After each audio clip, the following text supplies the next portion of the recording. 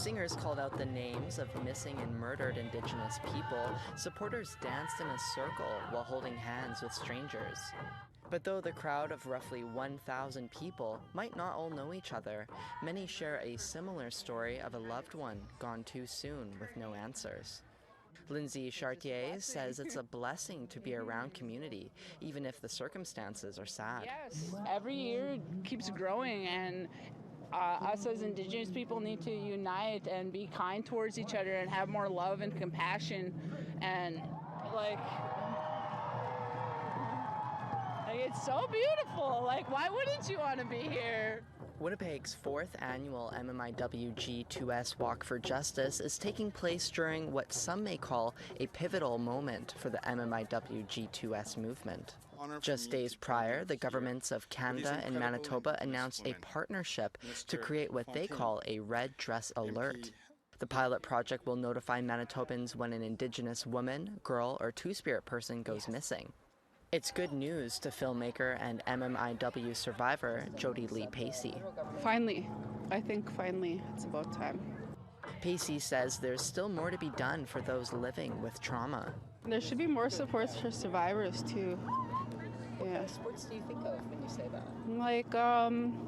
Therapy groups, support groups, specifically. Last week began the trial of an alleged serial killer who is charged in the deaths of 4 Indigenous women. Mercedes Myron is one of the few whose remains are believed to lay in a landfill just north of Winnipeg. Myron's sister Jordan co-organized the event. This next month is going to be extremely hard for me and my family, as well as the other families. So to have all the support is just amazing, and I love that how many people come out time and time again to support us. It's very great. Chartier says the event is a great place for the community to share their voices of sorrow and hope for justice. There's a lot of people that don't get justice. They don't find their missing ones. And I hope they're able to get through it with coming to things like this. Sav Jonza, APTN National News, Winnipeg. I'm here with Jordan Myron, one of the co-organizers for Winnipeg's 4th MMIW G2S Walk for Justice. She is the sister of Mercedes Myron, one of the women believed to lay in the Prairie Green landfill. Thank you so much for being with me here today, Jordan. I was wondering if you could tell me why this walk is so important to families of MMIW G2S. Well, it's important that people keep showing up and, getting together. It's going to take the whole community to help the crisis of MMIW, and we all need to continue to speak about it and use our voices. So it's very, very important that we all show up to these things. Absolutely. And, the federal and Manitoba governments just announced a Red Dress Alert to help notify people when Indigenous people go missing. What are your thoughts on how that might help? I think that's really big. For it to be known when someone is missing is a really big thing. So then we're all aware of what's going on. It's very big, very huge, and it warms my heart that there's steps being taken to help the crisis. Yeah, absolutely.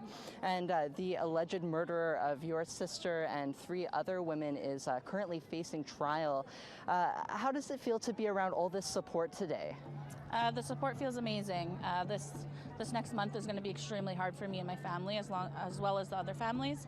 So to have all the support is just amazing, and I love that how many people come out time and time again to support us. It's very great. Yes. And do you have any suggestions for how people can support the families and survivors of MMIW G2S throughout the year? Just continue showing up like this. Like I said, it needs to be talked about. Use your voices wherever you are. Talk about all the wrong that's happening. Talk about the crisis of MMIW. People need to start using their voices more. Yeah. Beautiful. Well, thank you so much for chatting with us today, Jordan. I really appreciate it. Thank you. Have a great day. Back to you in studio. Red dresses marked the May 5th event. Student and artist Peggy Fair handed out miniature versions to the crowd. She is from the Dagodi Dechaudin First Nation in the Northwest Territories. I made little felt dresses to represent the missing and murdered Indigenous women and girls, and so that we can all keep it close to our heart. The Indigenous Student Center team at Mount St. Vincent University hosted the event. Denise Picto-Maloney spoke to about 30 people who attended. Maloney is an activist and says, "We're tired of trying to fight for our basic, inherent right to survive." Maloney is the daughter of Annie Mae Pictou Akwash. Aquash was murdered in South Dakota in 1975 by members of the American Indian Movement. The high-profile case was one of many that led to the MMIWG report and calls to justice. Maloney says 5 years later, after the report, the calls to justice are still not implemented. The formula's there, the steps are there, you just need to implement them. And the arguments over who has the responsibility to do it and who's accountable for that's a big tale of how minimalist our women have become in this country and how we are not priority, and we're high risk. Fair also lost a loved one to violence. Her friend, Nicole Patty, was 33 years old when she was killed by a hit-and-run driver 3 years ago. Today was important to me because I myself lost someone to the Missing and Murdered Indigenous Women and Girls National Inquiry. Her name was Nicole Patty. Lost her in Saskatoon, Saskatchewan, and her murder is yet to be solved, so it's close to my heart. Maloney believes women have the power to hold the government accountable and offers some advice. So what women can do is start getting more vocal. I mean, I understand that it's risky to speak up, but if you are in places where you can tell people and encourage people to read, and to embrace those 231 and hold and write your MLAs, write your governments on what they're doing in protecting our women. Angel Moore, APTN National News, Jabuktuk, also known as Halifax. Red dresses line the walkways of Strathcona Park along the Rideau River in Ottawa. In spite of the wet weather, families are here to support each other. Come and eat, come and have a bite. Bridget Tolley has been organizing these events for decades. Because we honor and remember our stolen sisters. One of our stolen sisters is also my mother. She was struck and killed in 2001 by the Quebec police. So we try to do our best to honor and remember our sisters, plus help the families and give them strength to continue to fight for truth, accountability, and justice. It's the second red dress event that Ottawa City Councillor Stephanie Plant has attended this week. She says it's a reminder that there's a lot of work left to do. We know Manitoba had their red dress alert system put in place yesterday, but it's not enough, and these kinds of issues will continue to be problems, and it will continue to be problematic as long as we don't take corrective action. Now, at the municipal level, we did the Annie Puruguk Park, not far from here, in 2021. We will have the Mary Papatsi Park, hopefully by the end of 2024. And we're always in conversation with our federal and provincial counterparts as to what we can do at that level as well. There was plenty of food to eat, crafts, and red T-shirts to be given away. Colleen Hill-Cardinal says it's a way to come together to build community and honor feast loved ones. My late sister, Gina, was killed in 1990.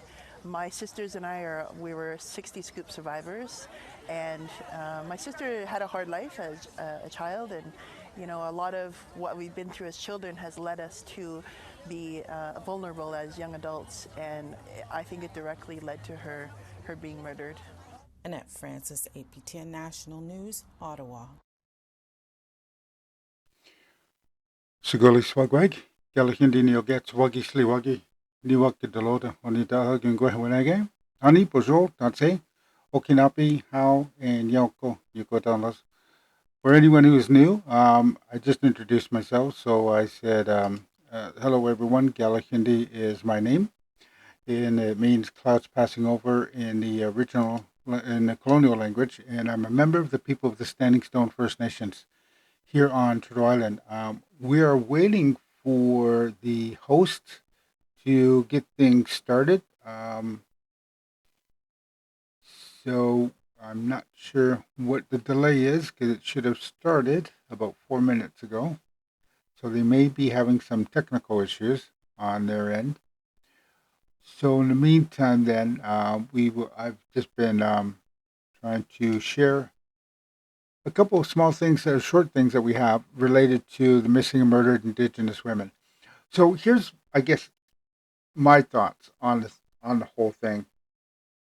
Is that this is not something new. We've been dealing with this for quite a long time, and part of it is looks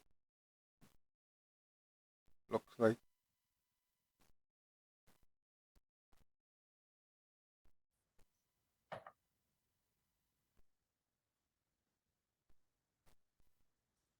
Good afternoon, everyone. We're just giving a couple minutes for everyone else to get joined.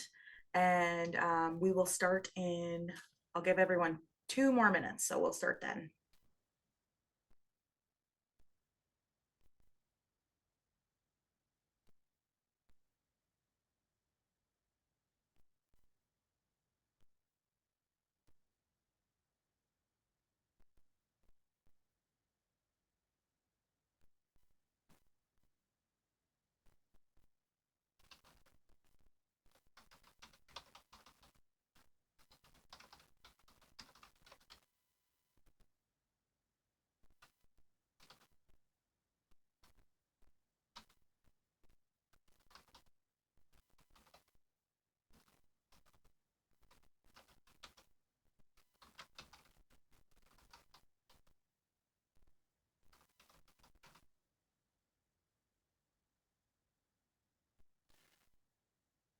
Were you guys able to hear the woman who was just speaking, I hope?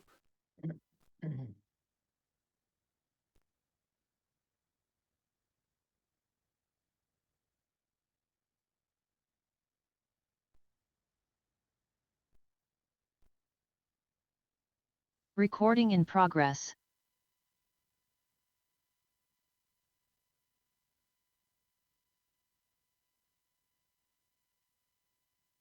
Okay.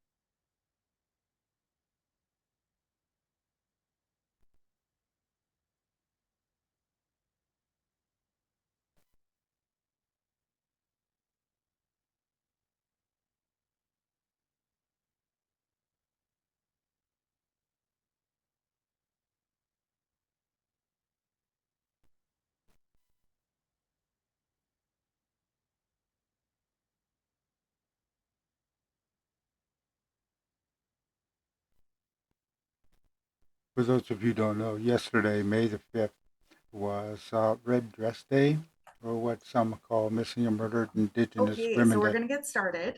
Good afternoon, everyone. Thank you for joining us for our virtual panel to commemorate Red Dress Day in partnership with the Saskatchewan Prevention Institute.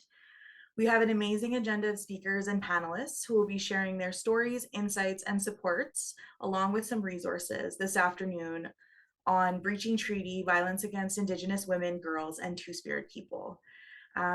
So to start off in a good way, I would like to acknowledge that OTC folks are coming to you from Treaty 6 territory, the original lands of many First Nations and the homeland of the Métis. And we would also like to acknowledge the many other treaty territories that others are joining us today from. And so I would like to invite Treaty Commissioner Kathy Walker to give us some opening remarks. And yeah, we're just going to have our cameras off for the most part unless we're speaking, just so we don't get any lags. So I will be back and welcome Treaty Commissioner Walker. Hello. Kititam Skatinoal Kakiao. Can everyone see me? I can't see myself. Okay, great. I wasn't sure if my video was coming through. So I just said I shake hands with all of you. I'd like to welcome you all to these lands, which are governed by treaty or Kichiesu Tumatowana, sacred promises to one another. And thank all of you for joining us today for our May 5th or our Red Dress Day event to raise awareness and remembrance for the missing and murdered Indigenous women, girls, and Two-Spirit people. Of course, we are having it the day after the official day, but of course that's because awareness for this issue extends well beyond one day.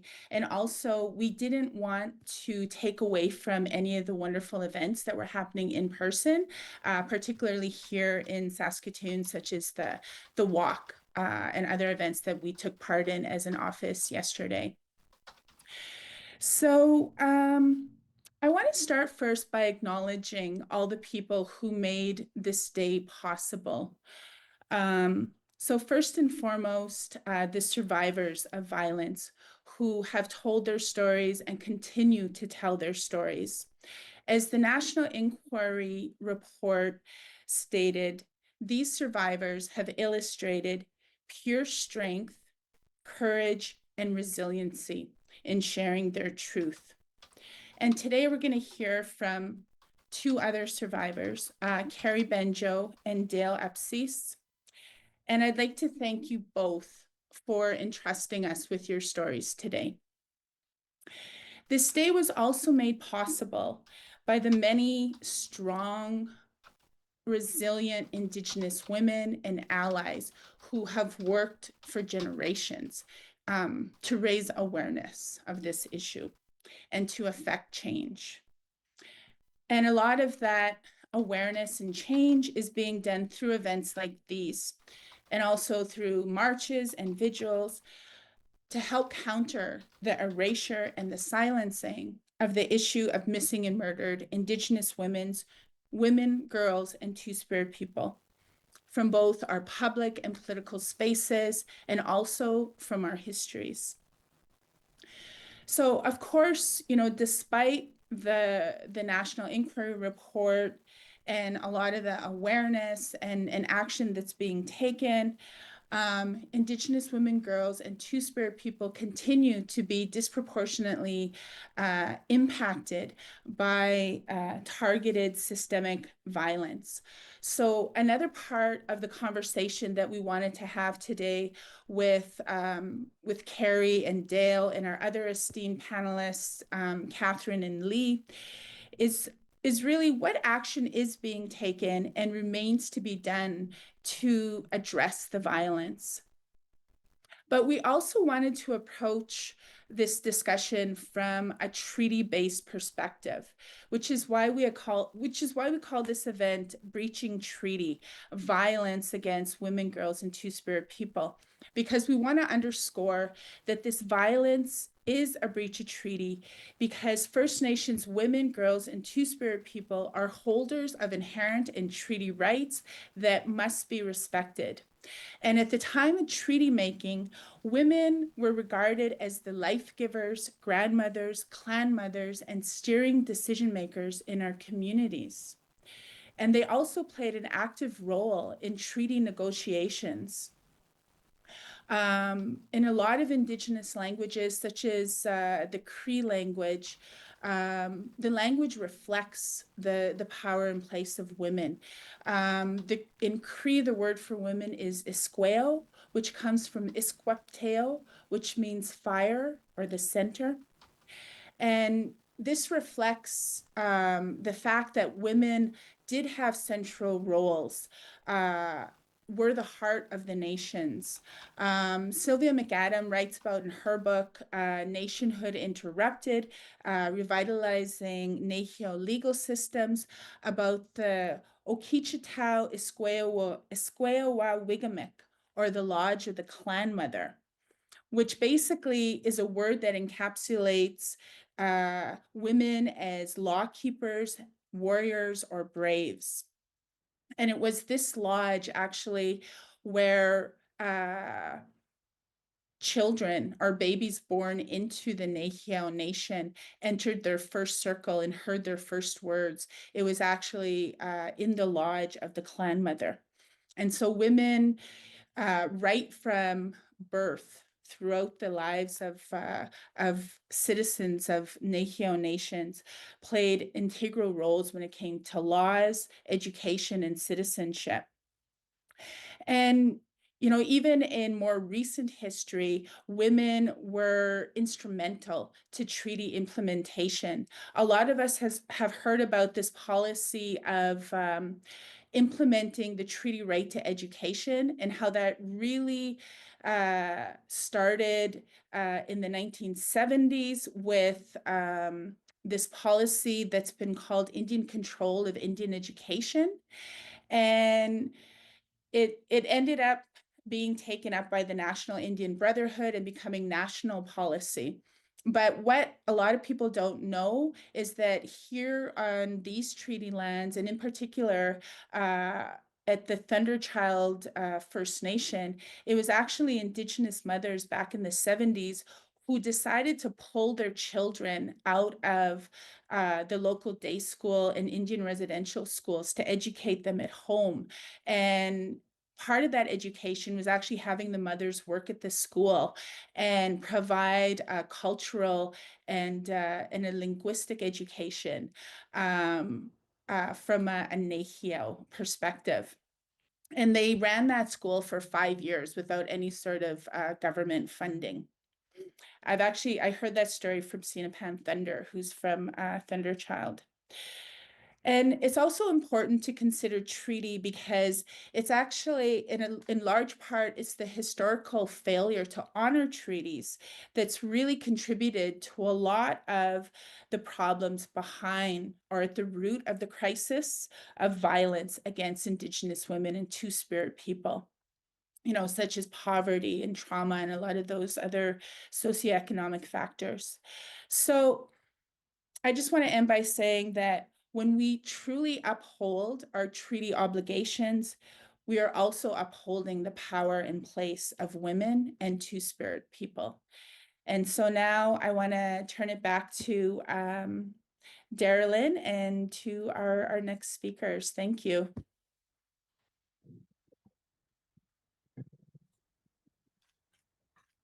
Thank you, Treaty Commissioner Walker, for that powerful message and relating this very important day to breaching treaty, as well as reminding us that it's more than just today. It needs to extend beyond that, and there's much work left to be done. So I'm going to introduce the speakers for our next portion of the panel. I just wanted to give a trigger warning first, that the next part of our panel may contain sensitive issues and subjects, especially for victims of intimate partner violence. I am going to put the national support line for MMIWG in the chat, as well as the website, so that if anybody needs to reach out for support, they may do so. And so I would like to introduce our speakers. We'll start with Carrie Benjo. Carrie is coming to us from Treaty 4 territory. I will let her tell you a little bit more about herself. But I just wanted to say that Carrie is an amazing speaker, and we're very fortunate to have her on our panel today and to share her story with us. And she is an advocate for domestic and intimate partner violence. And she is very committed to sharing her story to raise awareness. And so thank you, Carrie, for being here with us today. And then I would also like to introduce Dale Apisis, who is also an amazing speaker, and we're very fortunate to have him with us here today. And he will be sharing some of his story and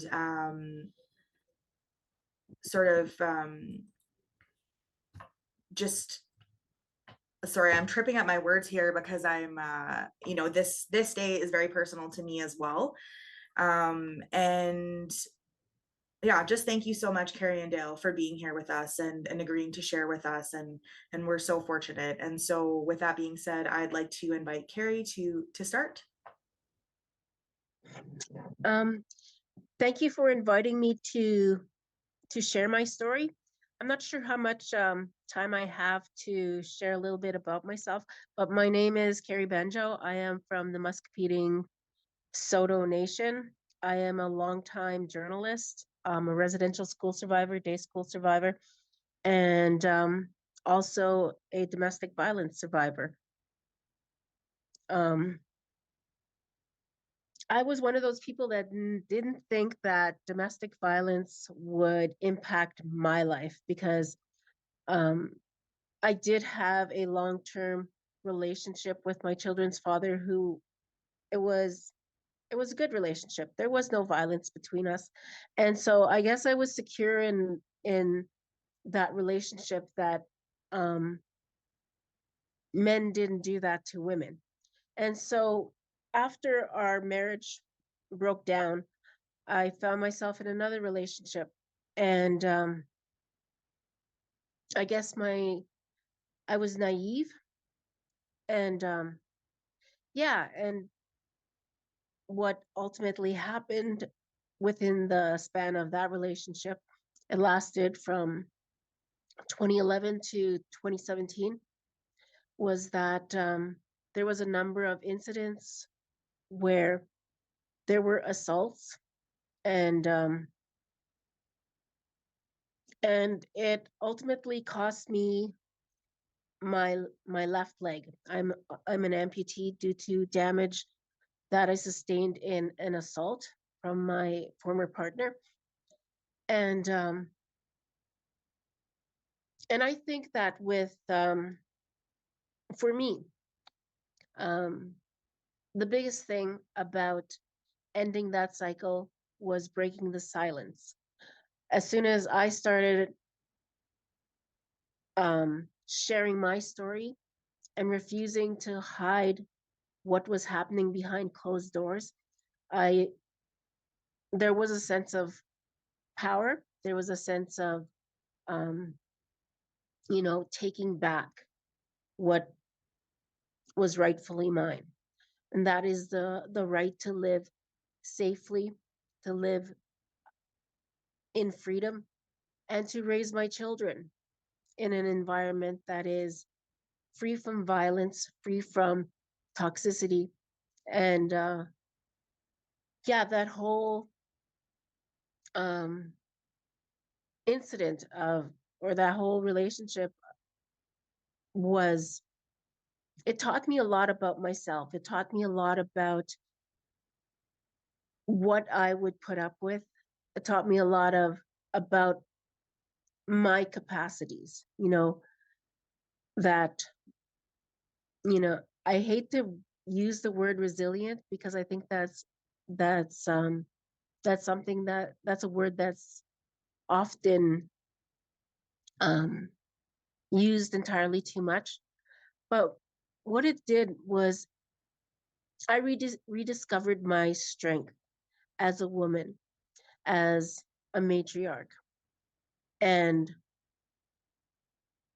honoring, you know, that side of my indigeneity.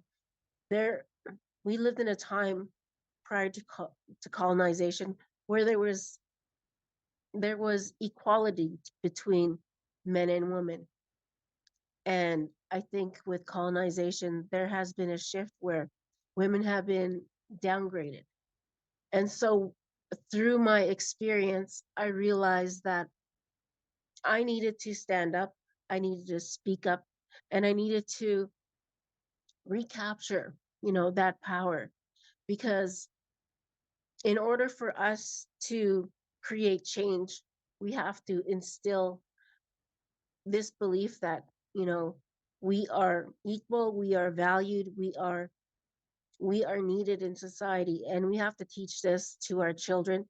And so a lot of what I have done in my life is to continue to advocate, continue to listen, and be that support for women coming forth, because I know from experience that it took me a long time to completely walk away, you know, because when we look at domestic violence, we often think that, okay, well, this person who is hurting me is a really bad person. The reality is that person is a bad person when he's hurting me, but there's also that other side, the side that attracted you to him, that good side, that everything that made me fall in love with this person was always still there. But there was this shift when I had to put myself first, because giving, always giving, it was taking from me, and it was taking from my children. And more importantly, it was robbing me of my future. I don't know how long I would have remained. I don't know, because the violence was escalating. I don't know whether or not I would have become another statistic, but I did know that I had to take a stand and walk away. And what that meant was, hitting rock bottom, you know, being unemployed, um, having to sign up for social assistance, having to go into a shelter, having to go to the food bank. Not only that, bringing my child with me. It was very humbling, to be in that position, because prior to that, I was always the person that was the go-to, the one who was able to help others, the one that always knew what to do. I was supposed to be the smart one, that idea that, I'm supposed to have the answers. But with domestic violence, it impacts everyone, and anyone can become a victim. And I'm sorry, I have a cold right now. But I found that, I had to rebuild myself. And through that rebuilding, I had to reevaluate myself and how I looked at the issue. And, I was very privileged, because I didn't experience this with my first relationship.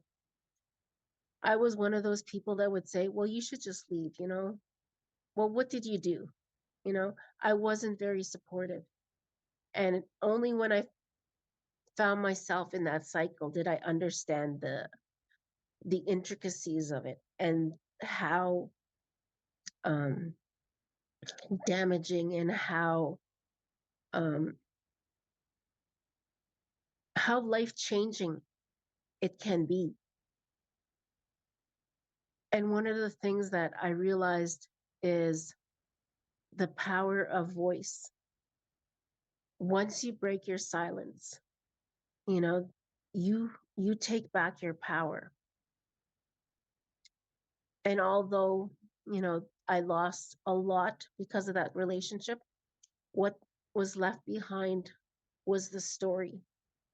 And the story is what I share with others.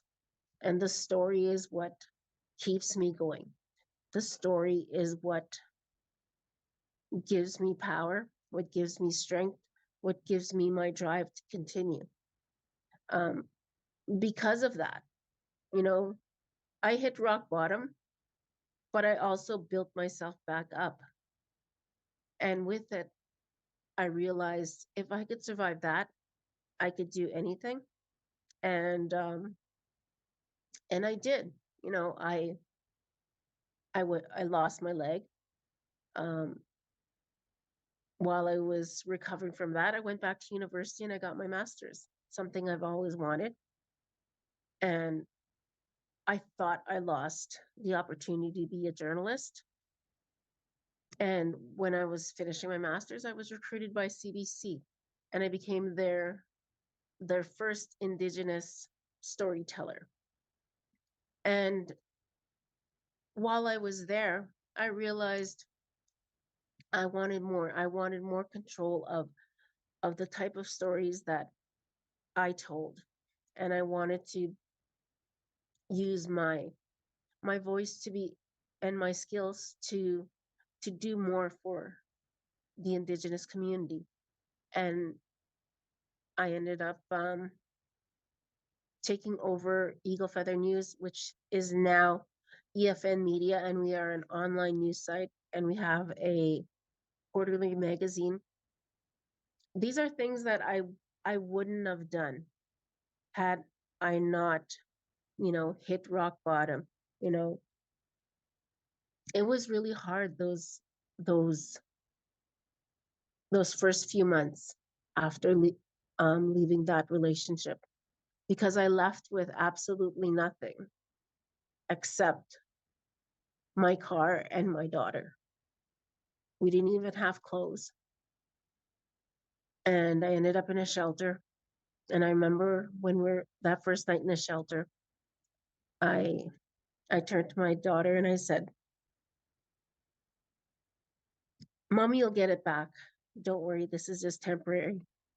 And she said, "I know." And I was like, "How do you know?" And she's like, "Because you always do."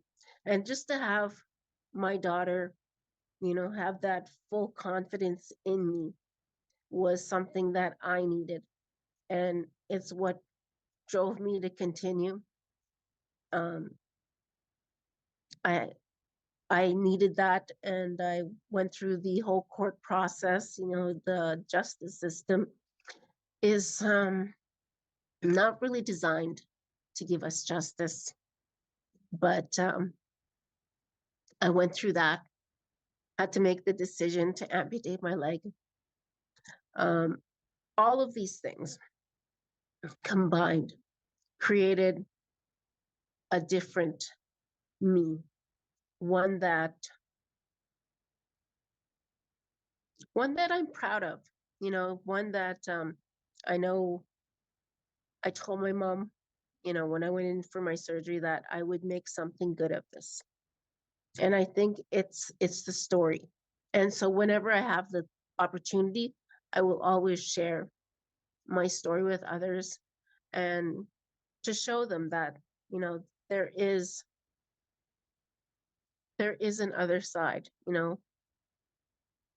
and to also see the true damage domestic violence has on a person, not only a person, a family, a community, and beyond. And so now I continue to tell stories. I'm still a journalist. I'm an entrepreneur. I'm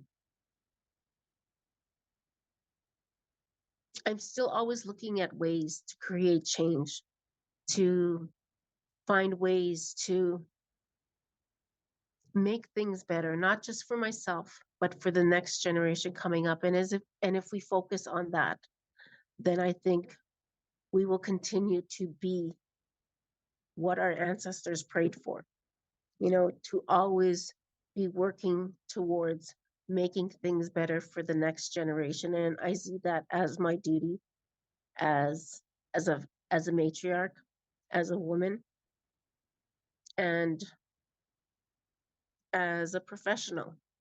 And so I will end it there and pass it on to the next person, because like I said, I have a cold and my voice is not very well. Thank you for sharing with us, Carrie. And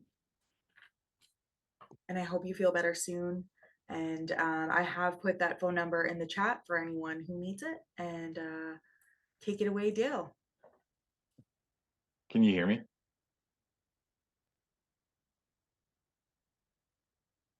Yeah. Yes. Yeah. Okay. Hello, everybody. Thank you, Carrie, for sharing your story. And thanks to the Treaty Commissioner for opening up the date today. So quick introduction.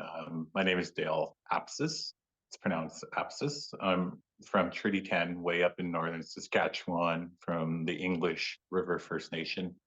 I grew up in the north, so I bared and experienced a lot of violence in terms of gender. So a lot of that story of who I am today originates from past experiences.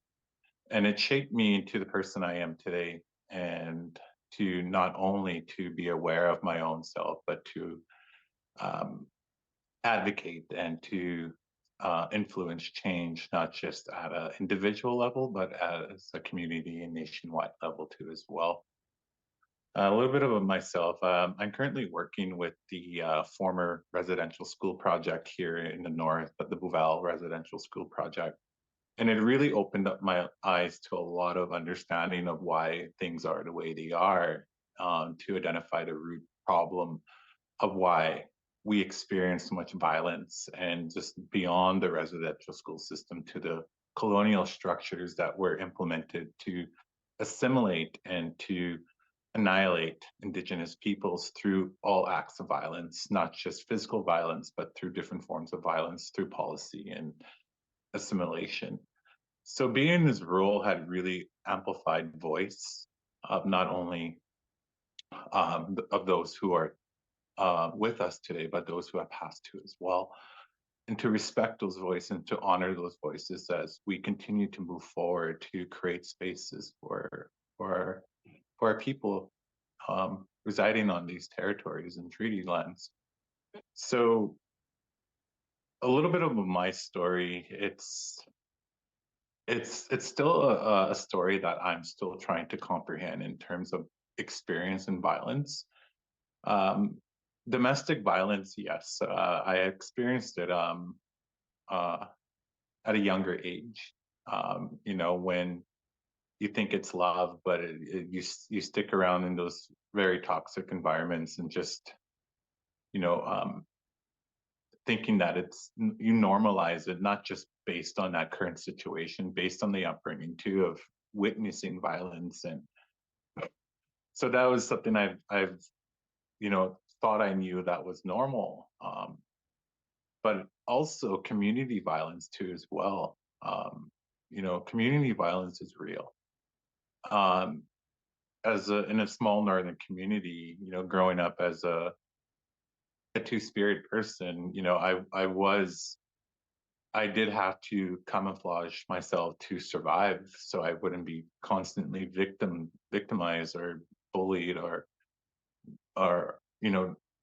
treated differently because of who I was. But growing up, I experienced a lot of that community violence of shame, and because of the colonial implementation of Catholic views on two-spirited people, that I always thought I was going to hell for being who I was, and just because of what was told, what was taught, and at that time about people who were in that same sex um, life were frowned upon. As I got older, I started to understand myself, like, and be proud of who I was. Learning, education is so important, and learning about who I was and the gift that I bestowed upon the role that the gender role that I was gifted with, and having that foresight. And so I began to see myself in that lens of, I was born with gifts, and that was to understand both different genders. But just having to like grow up in an environment that was very violent was very traumatic in many ways. Not just physical violence, but sexual violence too as well, and a lot of discrimination towards me. And having to navigate that at a young age was very difficult, where it resulted in alcohol use, excessive alcohol use, and you know wanting to end my life because it was very traumatic. I didn't know how to get through it, at a younger point in my life, where it was in the north, and I was alone, and there were so many dark days where I didn't know where to go, and it just came to a point where I felt like I don't belong here. I don't belong on this earth. And But, there is a reason, you know, why I pulled through that. And it was because of my mother's love.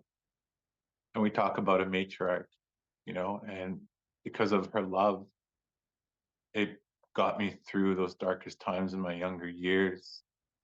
And even my mother had to expand her knowledge to understand who I was and the role I played in my community. So growing up with those experiences have really shaped me for who I was today. And I believe in the power of story because story helps understand. It brings that understanding of who we are and what we had to overcome to be in these places today. I also do a lot of different side things too with the sizes role that I play. I've learned to use the camera to share that story, and being able to capture moments to really voice those different experiences and moments in our communities is so powerful through the power of lens. So I've been a photographer for the last 3 years and worked with many Indigenous peoples and very blessed and honored to do that, to capture story, but also to advocate through photo, like of the beauty of our cultures and of who we are as First Nations people. So the camera has really helped me um, bring that visual piece to our communities and to our allies, and to advocate in through different ways through photo was healing for me. When I first stopped using alcohol and started my healing journey because of everything that I had to endure for the last my younger years, I needed to heal from that. And so during the first 2 years of my healing journey, I picked up that camera again, and it was just a very useful tool for me to share what I saw, because during those first 2 years, it was all about being present in my healing journey. I couldn't go back anymore. I couldn't look forward. I needed to learn to be present with who I was and to really love myself truly. And that's how I learned to look at things differently around me and seeing the good and the ugly, and hoping that, I always had hope. And I think that just came from, being in those dark places growing up. There was always hope. There was always hope. And even bearing witness to violence was very traumatic. How my mother was treated at a younger years really traumatized me. I think that really normalized relationships with not just me, with with a lot of others too that had to go through those experiences, that normalization of violence from our partners, because that was very common in those days. And as a third generational survivor of residential school, my parents endured a lot and brought that home, that built the home and brought that violence in the home, where I was exposed to it at an early age and very traumatized by those experiences. And I became a protector for my mother at a young age. I had to defend my mom from the abuse and like, even to go back at that time is very traumatic. And, I really don't talk about it much, but just having to share that brings a light to what others have to endure who are in my age. Because I feel like I play an important role now, like in the community, because of that generational duty obligation that we must stand up at this age now and start, you know, influence our younger generations to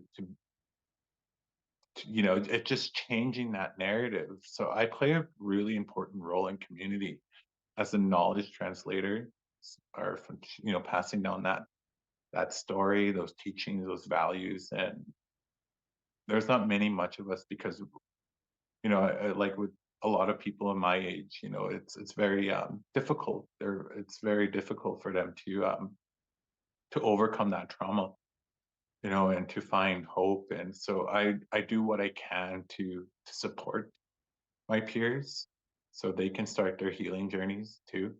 And I only speak for the North. Like, I can't speak for all Indigenous peoples. I only speak for the community I represent. But I'm pretty sure it's very linear in commonality towards all nations, because you see it more frequent on social media and all the different stories that are shared on those platforms about recovery and violence and the news and all that stuff that you see. So it's just in a nutshell of who I am today and why I accept these talks, because I believe sharing is so powerful, so that we can, bridge those connections with each other and find ways to support community outreach and community awareness. I did participate in the walk yesterday, and I was so honored to witness our elderly woman walking a distance. As a young man, it really brought like a valuable teaching to me that our matriarchs, like our elderly women, are walking with love and strength. And that taught me so much, in that just behind a camera, to witness that, that how much love they have for the people. And it was mostly our elderly women that are walking. And it made me think, where are our men? Where are our Indigenous men in these conversations? And so it taught me a lot in reflection. And yeah, so that's just a little bit of who I am. And yeah, so I'll just wait for the next question. Thank you for sharing with us, Dale. Those were both very powerful stories. And I know we just got a tiny little snapshot, but thank you so much. We will now move on to our panel discussion, and Carrie and Dale will be joining us as part of our panel. And we will also be joined by Lee Hinton, who is the Executive Director of the Saskatchewan Prevention Institute, and Catherine Boyce, who is the Project Coordinator and Safe and Together Model Trainer at the Provincial Association of Transition Houses and Services of Saskatchewan. So welcome to our panel. Our first question is for all of the panelists, anyone who would like to answer. Can you share your understanding of the state of the MMIWG2S+ crisis in Saskatchewan? Catherine, go ahead.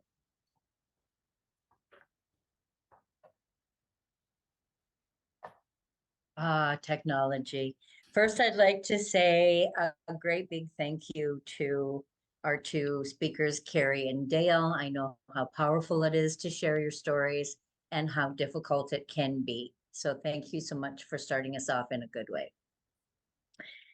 PATHS is pretty statistics heavy. That's what we do. One of the things we do is collect data and do research. So my understanding of the state of this is going to be pretty statistic based. So we are aware that First Nations are 4 times more likely to be the victim of violence, twice as likely to experience IPV, and 4 times more likely to be victims of homicide. They represent 11% of all missing persons, 16% of femicide victims, yet make up 4.3% of our population. So my understanding of it is that it is an under-addressed crisis. Thank you for that. I'll join in and say as well, thank you, Carrie and Dale. I know that's not, it's not easy to share your story. And in some ways it's even harder sometimes doing it over Zoom when you're kind of talking to a camera and not seeing kind of the feeling on the other side from other people. I was going to talk about statistics as well. Catherine, that is where we come from at the Prevention Institute as well, in providing education and resources to people across the province. But based on what Catherine said, just pointing out that based on the statistics, missing, murdered Indigenous women, two-spirited and gender diverse people, as well as interpersonal violence, child maltreatment, and community violence, all remain an urgent issue in Saskatchewan. And the really disproportionate numbers demonstrate the continuing effects of systemic and colonial violence. Indigenous communities and advocacy groups continue to push for action, highlight systemic violence and accountability as factors that perpetuate this crisis. And I think we all play a role and have a responsibility to do that as well.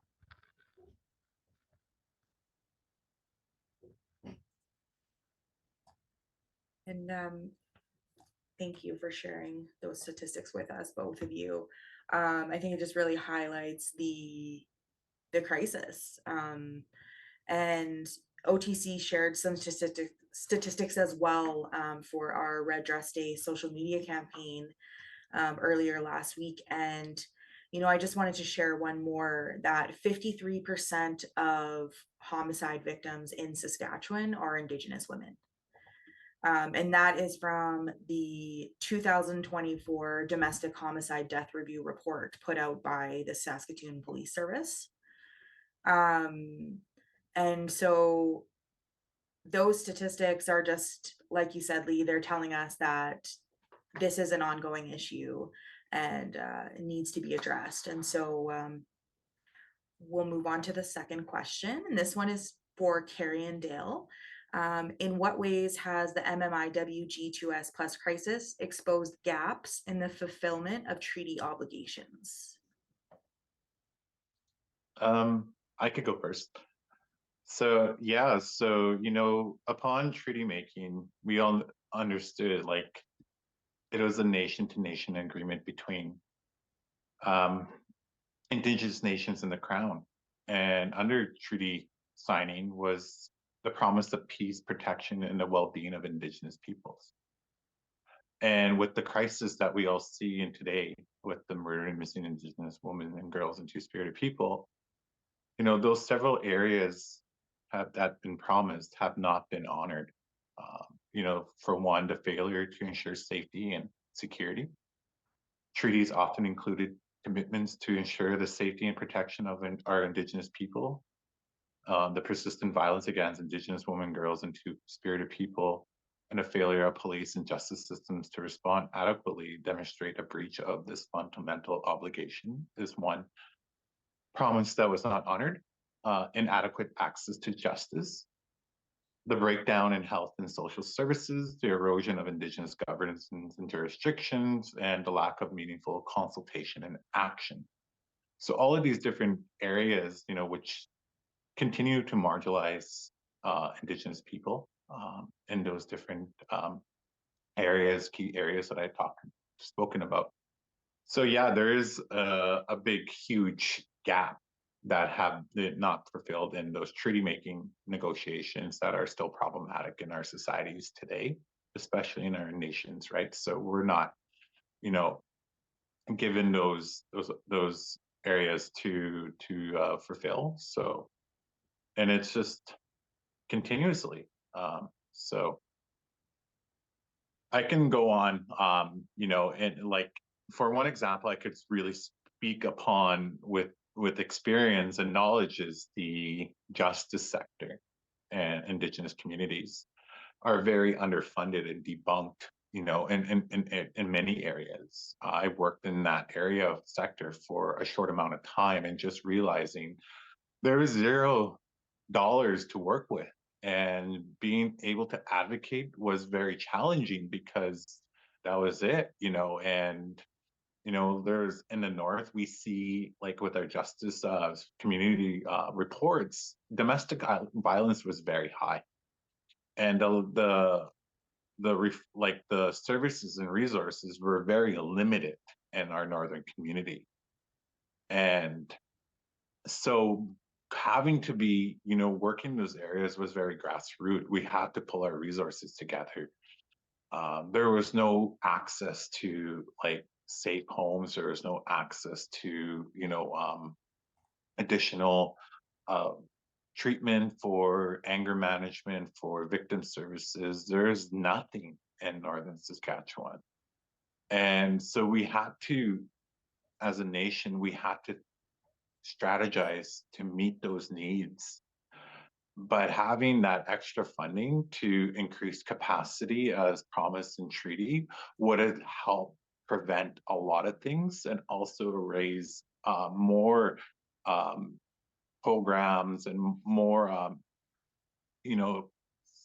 services to provide to decrease those areas and to get the support to as well. Like it's very limited in terms of funding, and sometimes it's zero. So it's one of those failed promises in that sector, as well as many others, such as medical and health, right? So.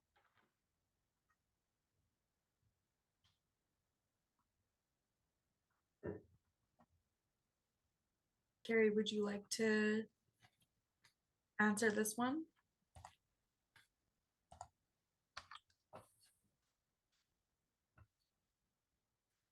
Oh, you're just muted.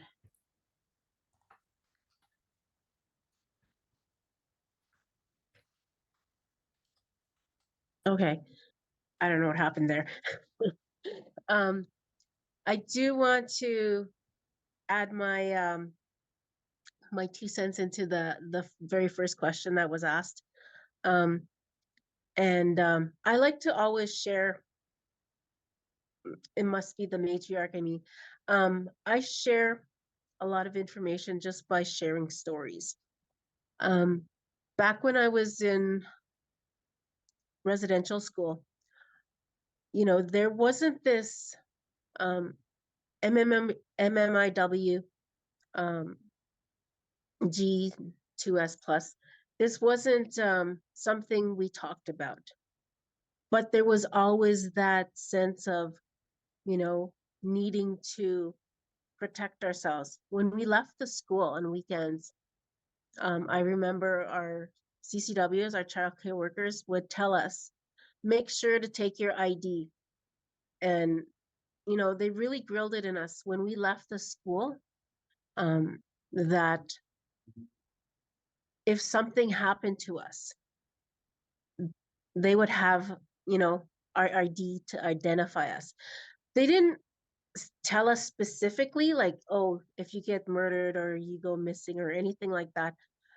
There was that undertone, that safety, that need to keep us safe. And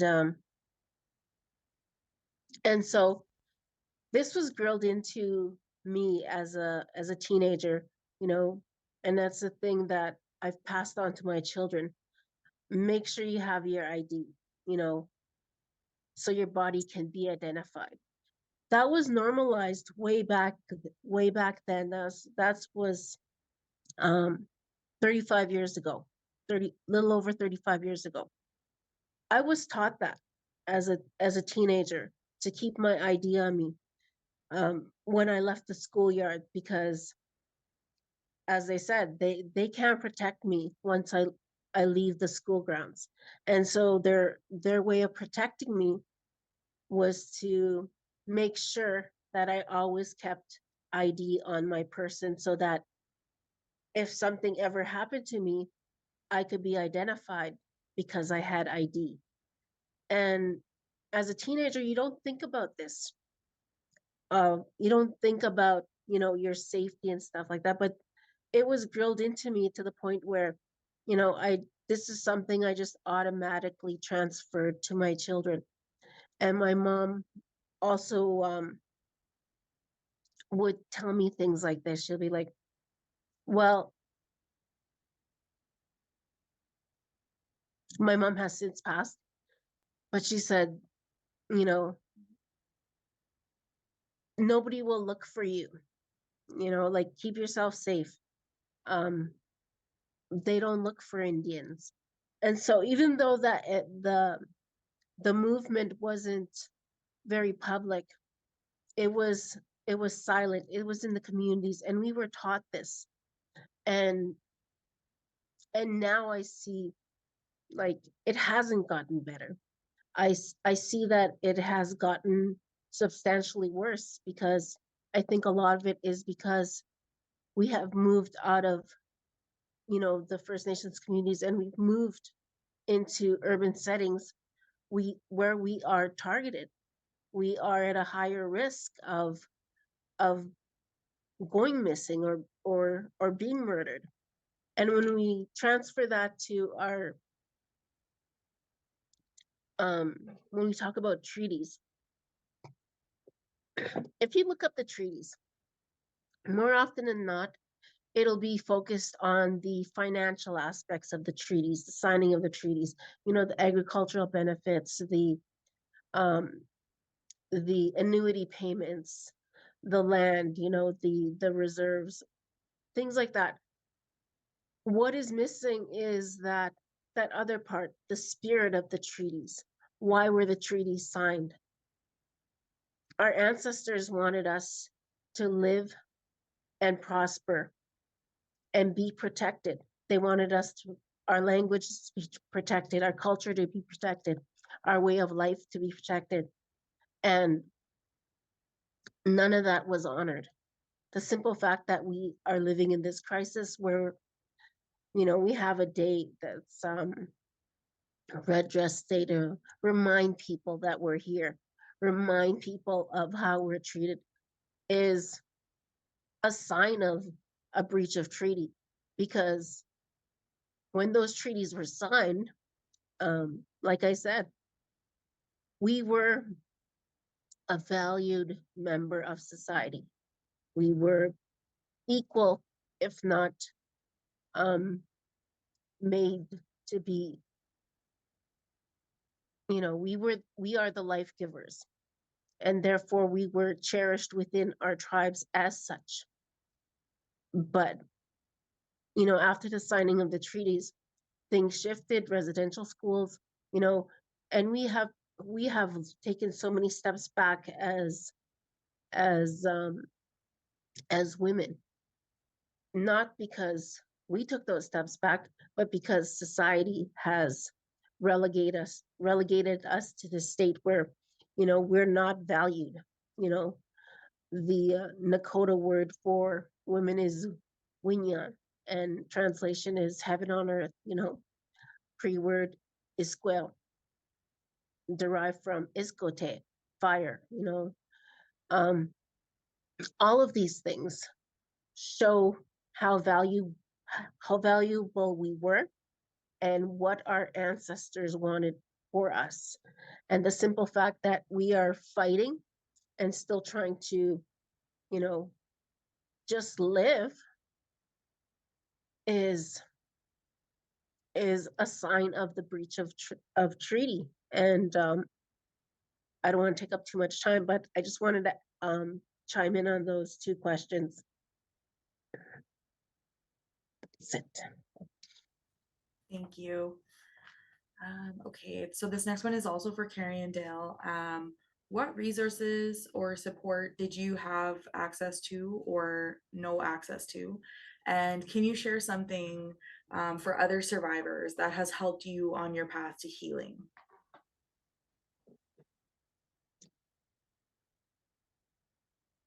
Hi.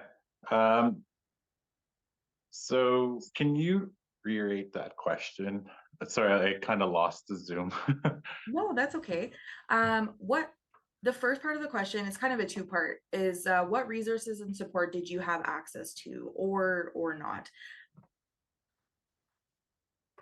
So like for myself in the north, the resources that I had were probably zero to none. But I had a really good mother who was there to help guide me through those different difficult times too as well. And also in the other sense of like what's helped me through it was the land. You know, the land was a safe place for me to be. It helped with me in so many ways without knowing, just from being present in those spaces in the natural realm of Mother Earth. So being able to have that was a blessing without knowing, growing up, because that's where I would resort to. I spent a lot of time as a kid growing up, a teenager in the forest, you know, because it brought safety. It felt like there was something fascinating being in those spaces. Really, you know, it was like there was a connection there. Like I felt like I was connected to something that was greater than who I was, and it made me feel safe. It made me calm when I was going through those difficult times. So when I look back at that time, it was like, wow, you know, I was very fortunate enough to be able to do that, to connect like that, and to, you know, I used to draw trees because I always felt like I was, you know, so bound to a tree because of that strength, and not realizing there was a connection there, you know, something that we can't see, but we can feel. You know, and just being able to like do that was so magical. But for like just ongoing, like beyond that was sometimes zero. You know, the only time I felt safe, like there was those services and resources to was outside of the community when I attended national conferences, like with the Students Commission of Canada. I found a lot of connection there with other youth and allies from across Canada that really helped me get through what I was going through.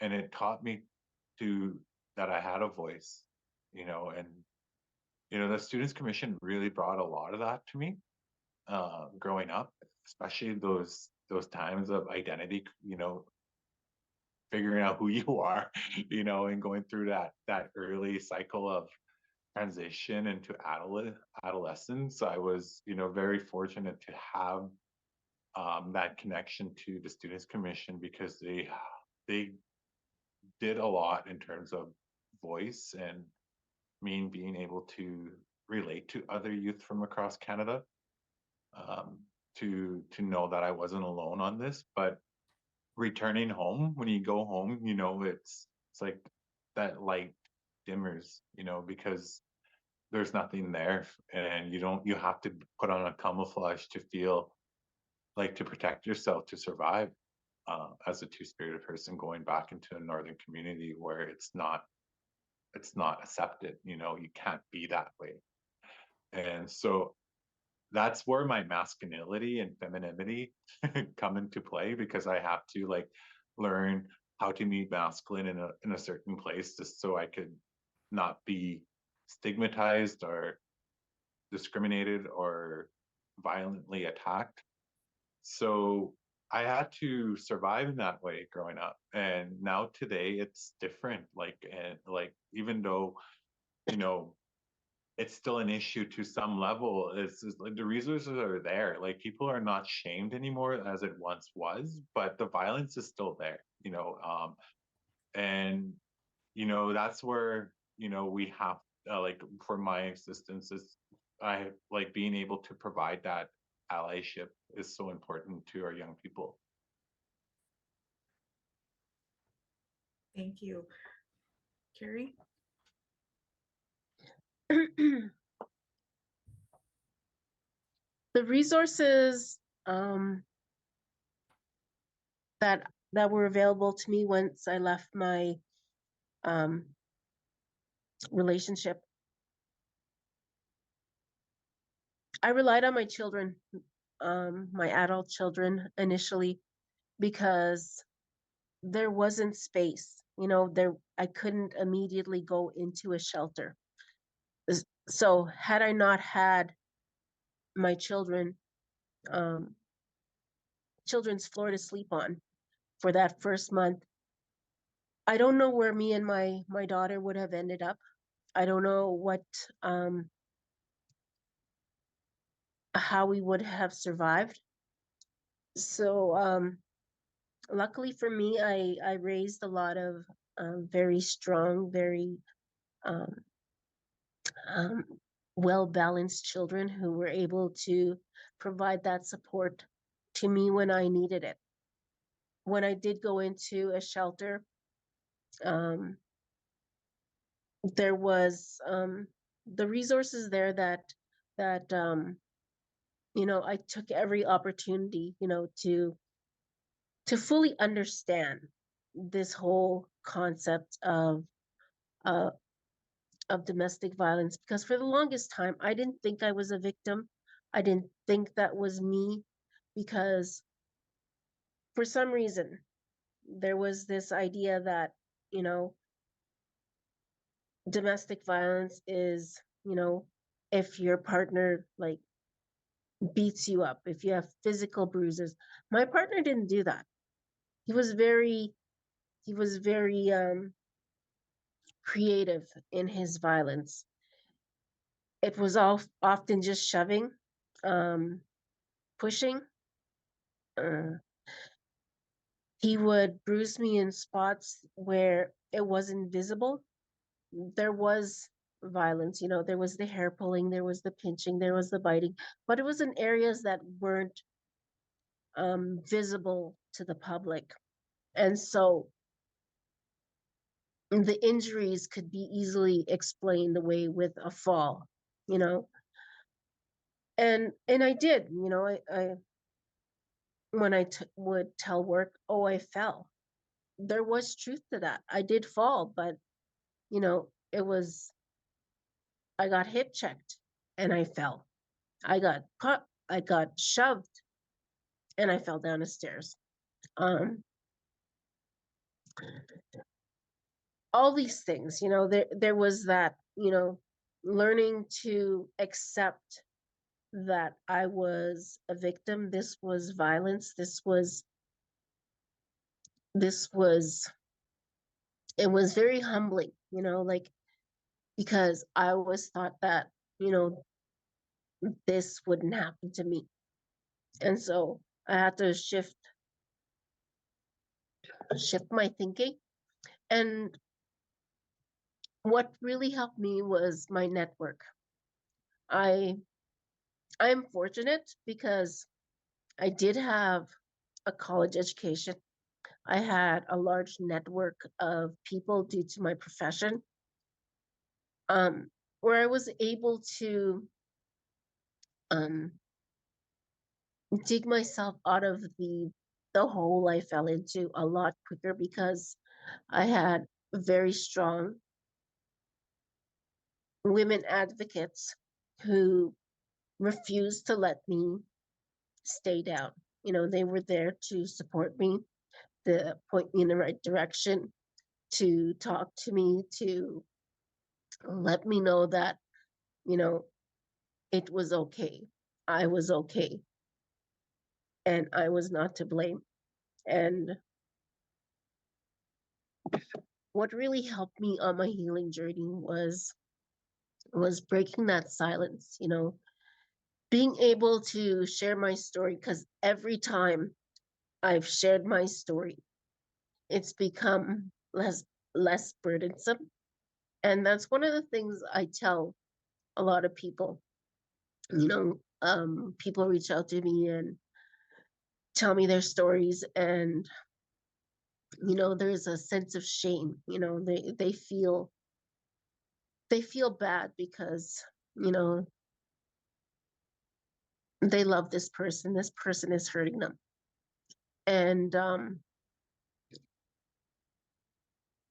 moving past that, feeling guilt, feeling shame, I realized, that's not my burden to carry. That's his burden to carry, or that it's the abuser's burden to carry, because I didn't hurt myself. I didn't do that to myself. that person chose to do that and inflict that damage on me. And I shouldn't feel guilty. And it was a lot of talks with, like I said, I had a very powerful network of women who were there that I could lean on. I had adult children who were very, um, very strong individuals who did allow me to wallow in self-pity. I never got to the point where it was like, why me? And I think a lot of it is because I had my daughter that I needed to continue living for. And I had this strong network of women who believed in me. And I had my children, my adult children that had expectations. They weren't going to let me fail. And so those combined, taking that story and sharing it and using it and being able to help others. You know, there's a number of people that I've counseled privately through their breakups, and I think that's why I was given this story. It's to help others, and so I look at I try not to look at the negative, and I look at, okay, what lesson is in all of this? Okay, I was given this. What should I do with this? And so I've taken it as, okay, I was given this story, and this story will take me where it needs to go. And so that's basically where I think I found my healing, is in the art of storytelling, the art of story sharing. And yeah, that's basically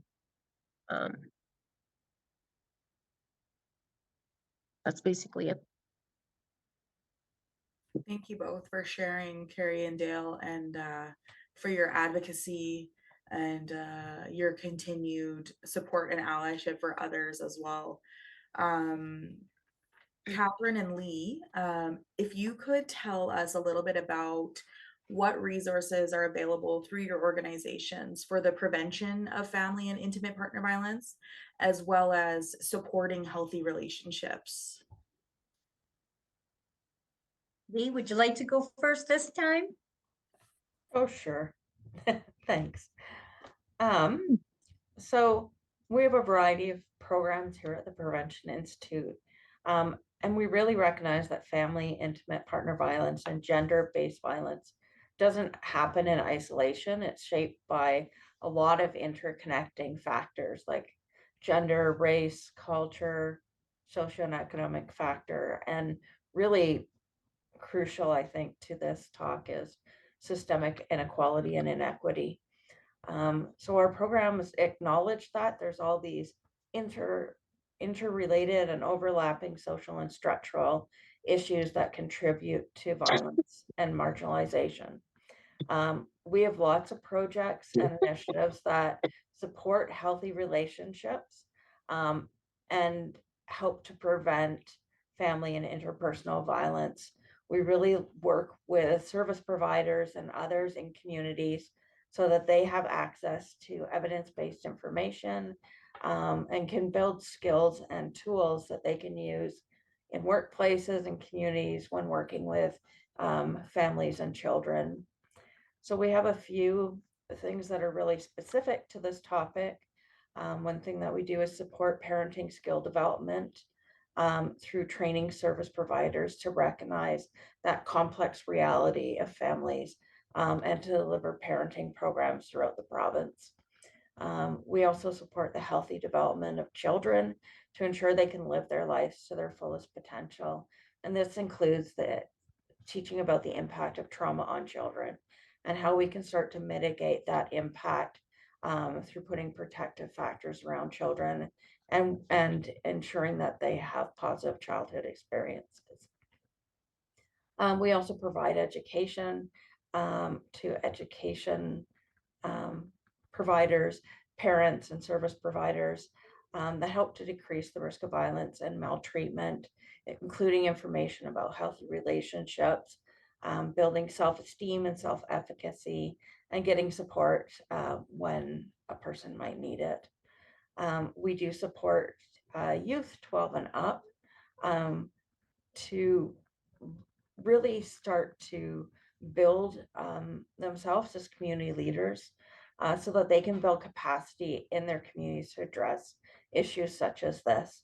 And we provide youth grants and FASD grants that support communities in tackling all these interconnected challenging.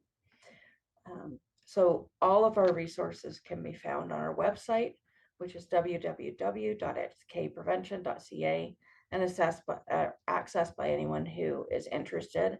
Most are downloadable and free of charge, or you can order for the small fee of shipping costs. But if you'd like to learn more about us, that's where you would go. I'll throw it over to Catherine. Thank you. As most of you are aware, PATH is the umbrella agency over 25 members whose primary focus is supporting survivors.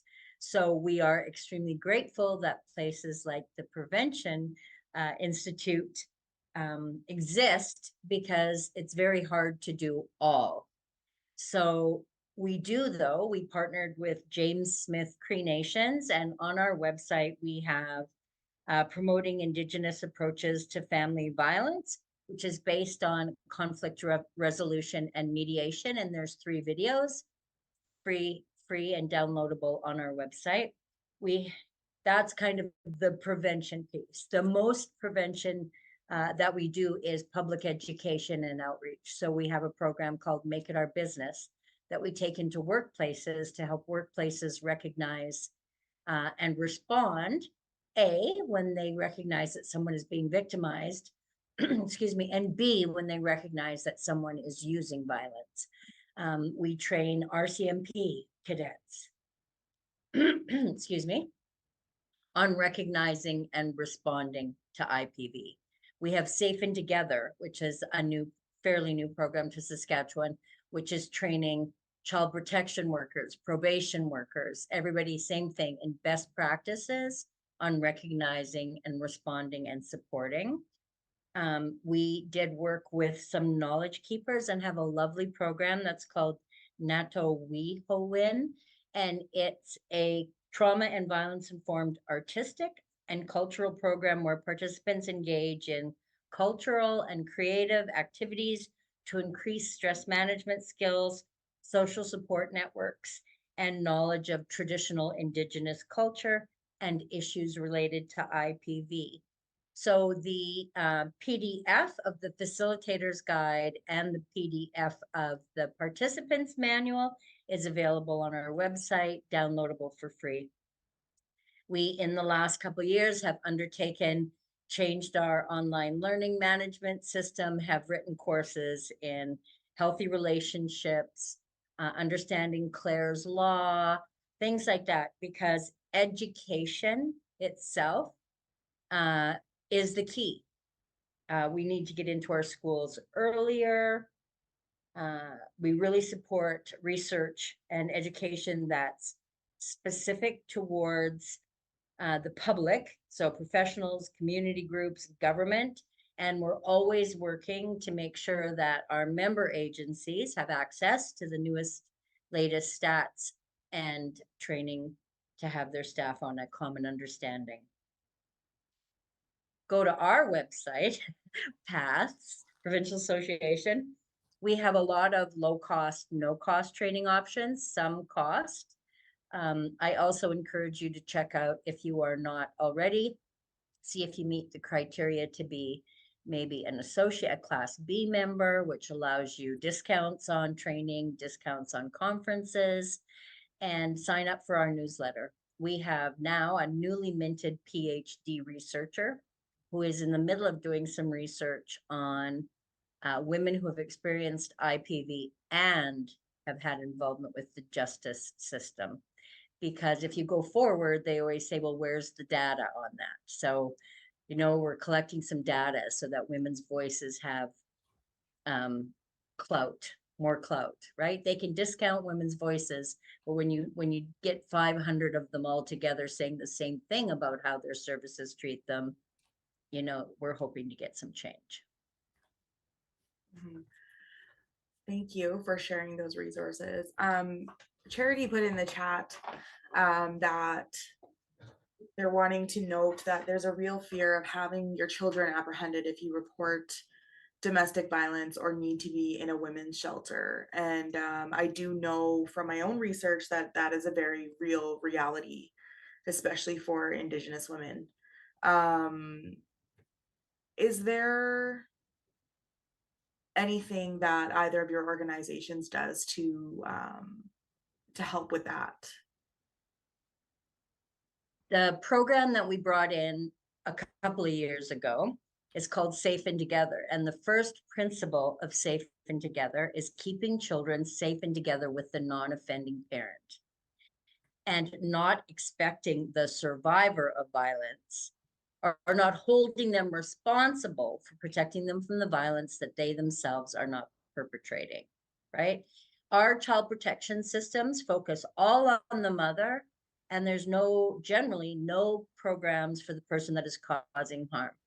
If a family comes to the attention of child protection, very often the father doesn't even get a phone call. The father gets nothing, right? And the mother has to go to parenting classes and has to do this and has to do that.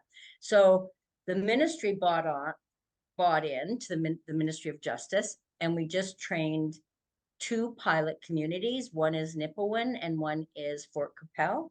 And that was attended by child protection workers, probation and parole, income support, everybody who doesn't really have a really good understanding of the dynamics of coercive control and IPV and how hard women are already working to keep their children safe. So we're trying to roll it out against the whole province, but that takes time. There's a lot of people in the province and only one trainer. Yeah, and so sounds like some change could be coming.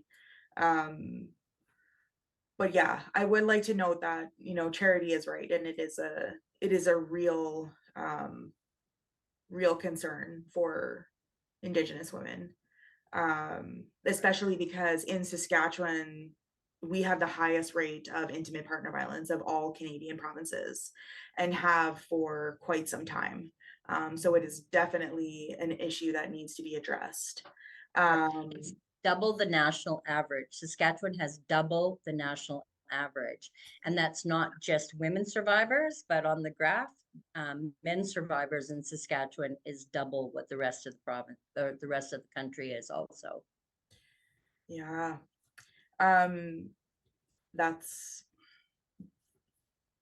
It's hard to hear, right? Those numbers are hard to hear.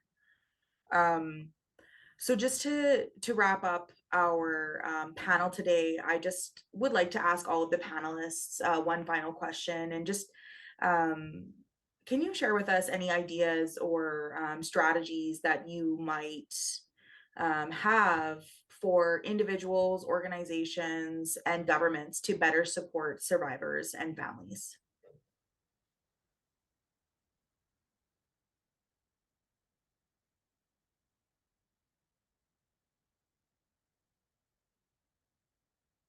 Carrie has her hand up to go first. I think one of the biggest things that we need to change is the stigma that the domestic violence is just, something that is between a man or the 2 people involved in a relationship. When I first was assaulted by my former partner, I did what I was supposed to do. I went and I filed a report, and I went to the hospital. I did all the steps. 2 weeks later, he had still not been contacted, and in those 2 weeks, he was bombarding me, love bombing me, um, you know, telling me, I wouldn't be able to support my kids if, if I get charged, I'm going to lose my job. All these things that suddenly I was responsible for. I was going to ruin the lives of his children. Meanwhile, it was he who did it. But at the time, I was I was still hesitant about going through the whole court process because I was a working journalist and I feared, like the stigma of it all, going through court, having my name there, have it being public. And so, had the police followed up in a timely manner and not just let it, you know, sit for, I don't know how long it would have took before they even responded. Um, they didn't. They never ever did talk to him. I went back and asked them, not to, and so they didn't. And then the very last time he assaulted me, I called the police, charged him, and I had to fight. I was contacted by victim services. I don't know how many times, um, saying, "Oh, are you sure you want to go through this? Are you sure?" And then the crown prosecutor was calling me saying, "Oh, are you sure you want to do this? Are you sure?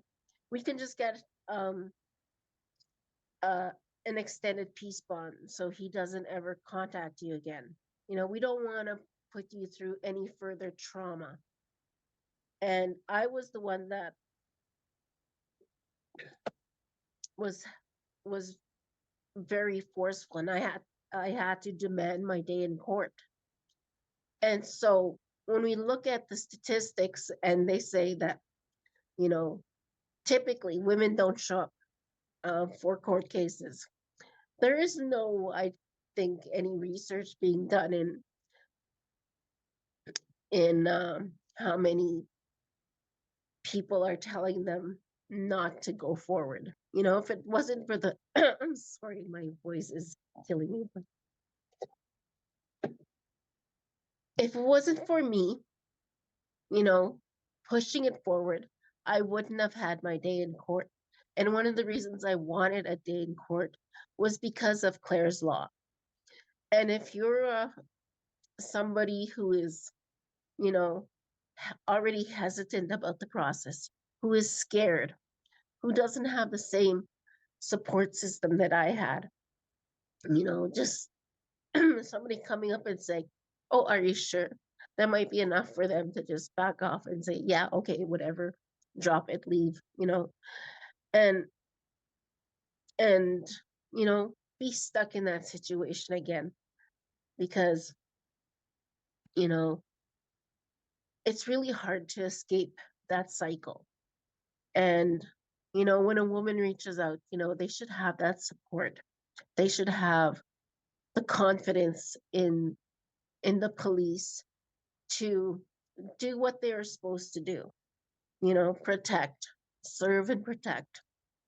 And don't even get me started on the other parts of, the predatory behavior of police that we see in the news.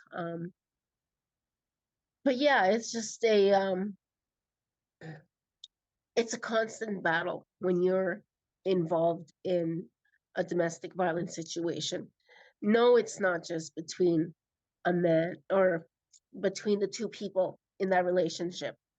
You know, the impacts of domestic violence are are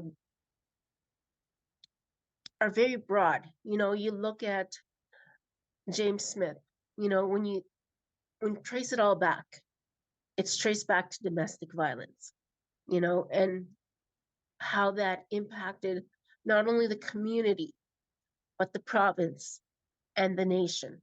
You look at out east, Nova Scotia, I believe it was, a domestic violence incident where there was a mass um, murder again. You know,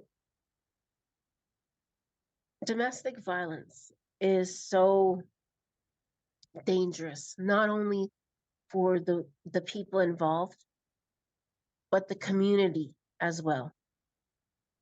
And the financial impact of that domestic violence is what we all end up paying.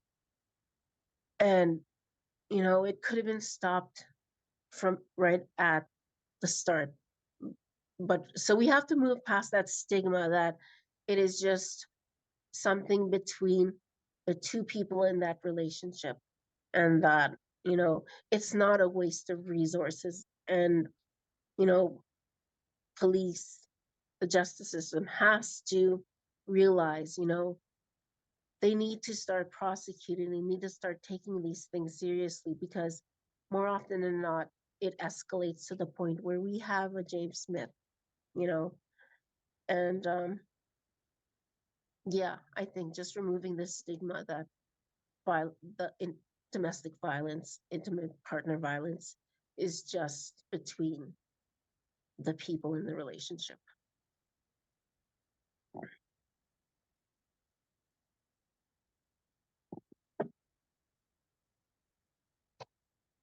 That's it. Does anyone else want to chime in on that? I echo Carrie's first statement about dispelling the myths or the things that everybody thinks it is. Like there needs to be public awareness about what it really is. Especially long-term relationships. Like really, this is tantamount to torture.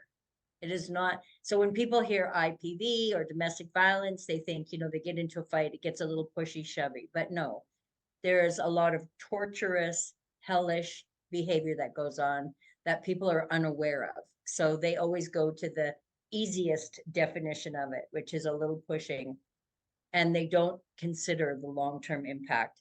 I think every level of our government needs sufficient training or education.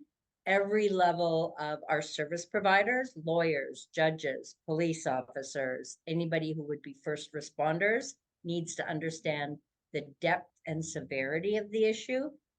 And I will say that our member agencies, and likely all those on the panel, are doing phenomenal work with ever decreasing funding and with more complex cases all the time. But rest assured, this is a systemic issue, we all know, but the people who are on the front line, man, they are my heroes.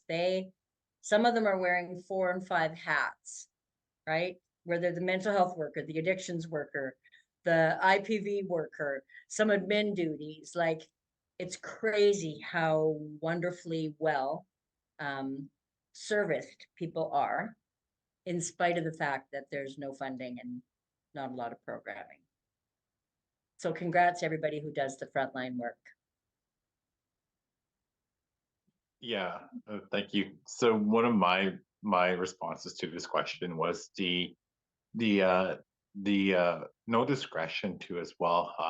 You know, that needs to be a much more comprehensive approach to domestic violence calls. So that policy from a higher level needs to be very considered in terms of how this is approached. In that case of an example of that was back in when I was in the justice system working, we had a young individual who was charged with a discretion of domestic violence, even though she was protecting herself from the perpetrator against her. And the way this was approached from a police point of view is they criminalized her because she was an Indigenous woman, just because she was standing up trying to protect herself, and she ended up getting the shit end of the stick for defending herself.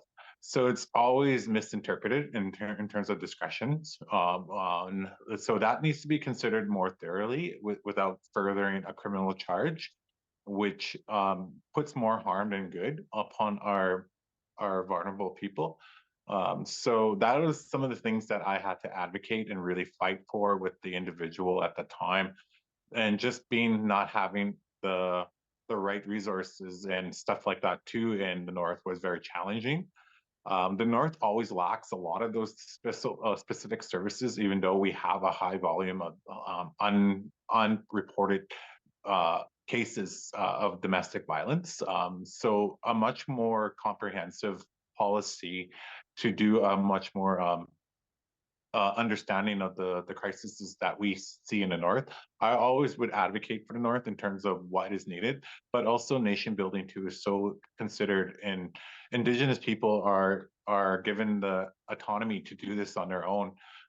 So that is one of the things that needs to be considered in terms of Indigenous people taking matters into their own hands, because colonial systems are failing us. For sure. That kind of rolls into part of what I was going to say too, Dale, was that I think it's not about helping communities, which is what we tend to do. Like we put programs into communities, or we put rules around what funding can be used for and exactly what you can do. But really, it should be about supporting communities with their own self-determined solutions. Because each community is going to be different, and each community is going to have champions that can move issues forward. So first, I think we definitely need more funding, but we also need to make sure that the funding that's actually there is accessible, and that people can apply for it, and that they can use it in a way that is helpful to them, not that has some kind of predetermined role. And then, yeah, it's really about supporting capacity building within Indigenous communities, and supporting that development of services and self-government autonomy, and programming. Well, thank you. We're only a little bit over time, so thank you for sticking with us, and thank you to everybody on our panel and our speakers for sharing their stories. And I hope we continue this conversation, not just on Red Dress Day, but keeping this in mind going forward, and how we move in our own lives, and how we can be allies and support survivors and their families. And so I'll leave it at that. And I hope you have a great rest of your day. Thank you for joining us.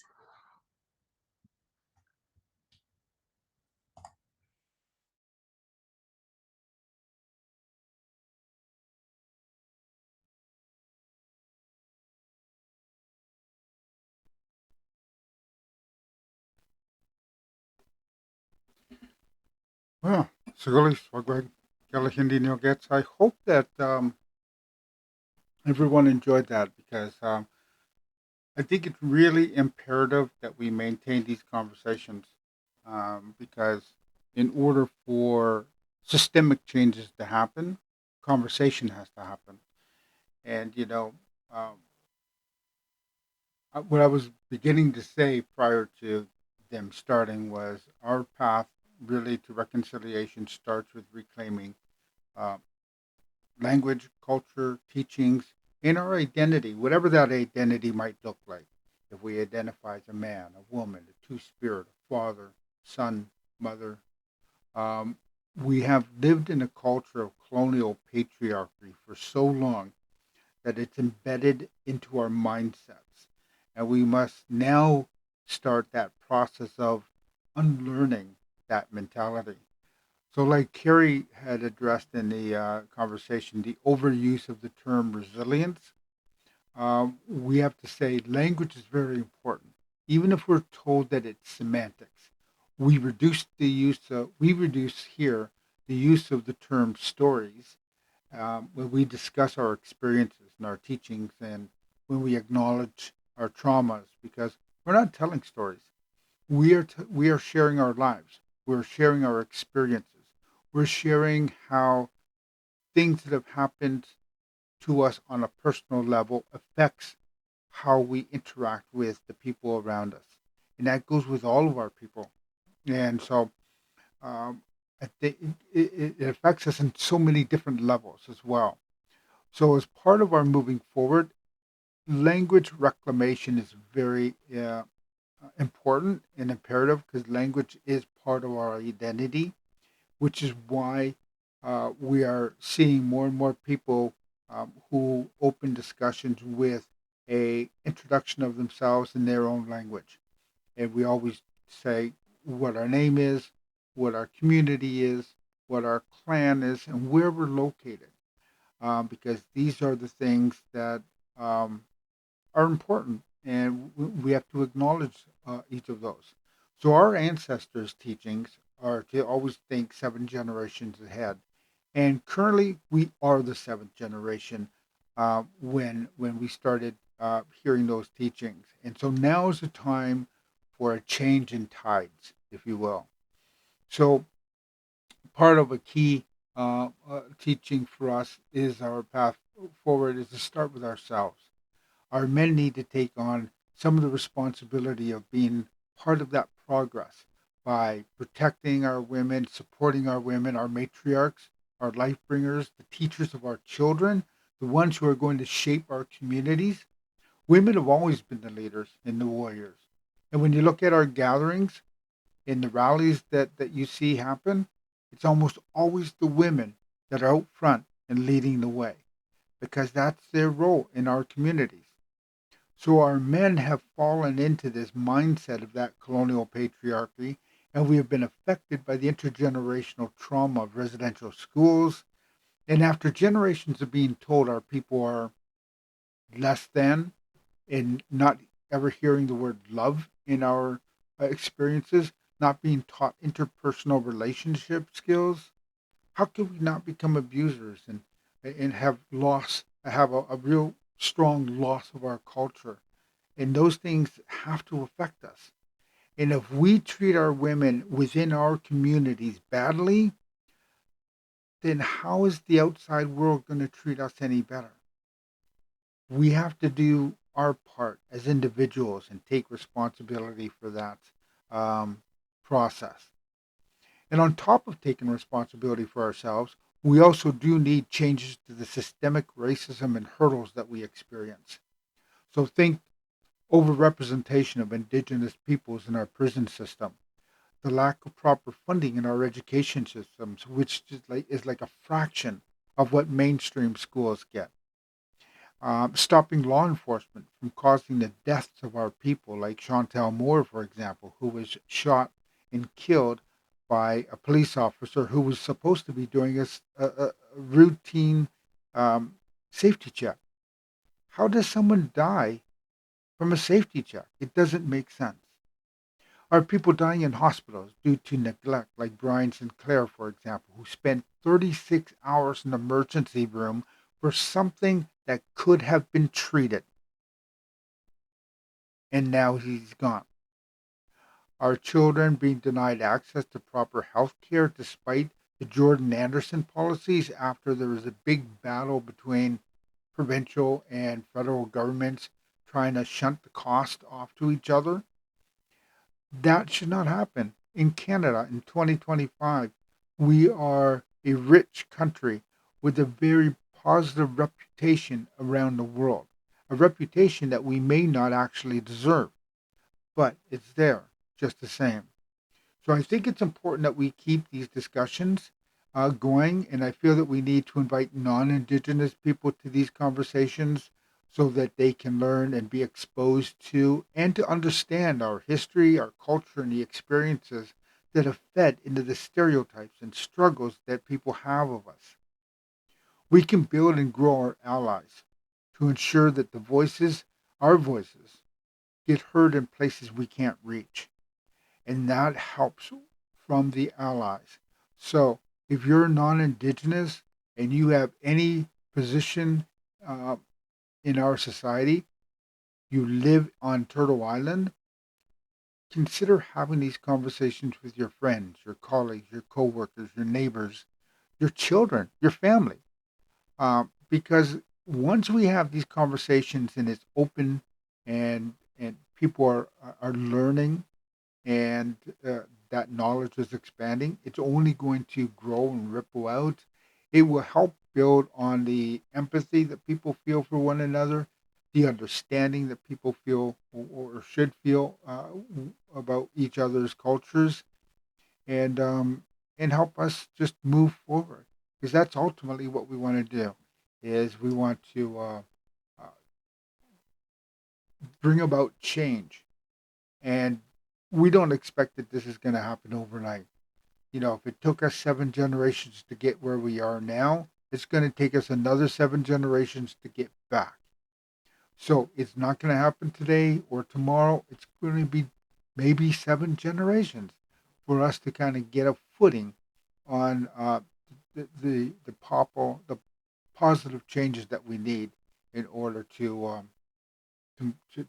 become more united as a human race, not an indigenous group and a non-indigenous group or a black group, but a human group, and a human race, because ultimately that's what we are.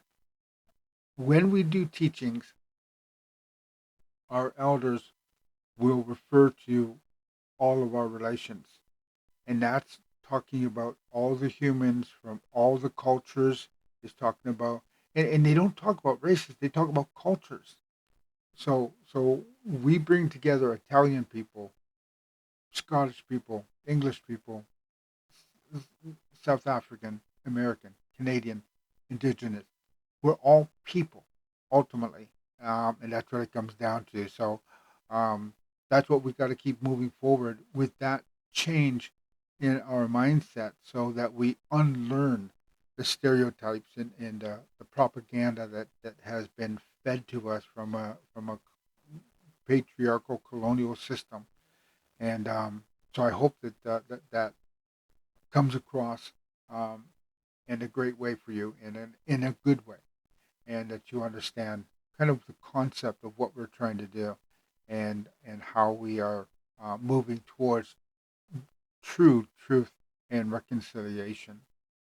So I have the music stream coming up at 6:30. So what I'm going to do is we're going to raid out right now, and then I'm going to grab something to eat, and we're going to come back at around 6:30. If I might be quarter to 7, depending on how long it takes to eat, etc. But I'll try to be back as close to being on time as I can. So in the meantime, I'm not sure who is live now, because this is a new channel. Oh, also want to say a big yanko, Don the Ark, resub 3 months in advance. Thank you so much, Don. And Scissorman has resubbed now 3 months and gifted a sub to Scuba Duck. So I appreciate the support. Thank you so much. I got to work on getting my commands done properly on this channel. I know that I've been kind of lax on that, but again, Scissorman, thank you so much. So I'm not sure who's live. So let's take a peek. And I know that typically when we are streaming our education and awareness and politics, we typically go to a political streamer. But the only political streamer I see that I'm following is actually gaming today. So I'm not sure we want to do that. I'd be okay if we want to go to a music stream, except I just can't see any of the music streamers that I follow being live. So if anyone's got a suggestion, certainly throw it in the chat, and we'll go with whatever gets put in there first.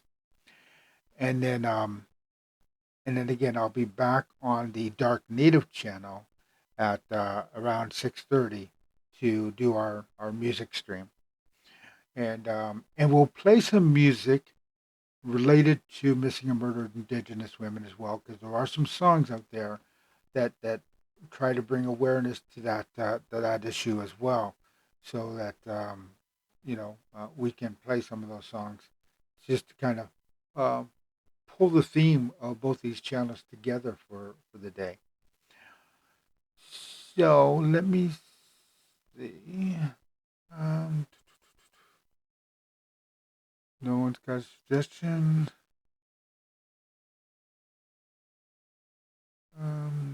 I can't even remember off the top of my head because I'm not following that many people on this channel. Let's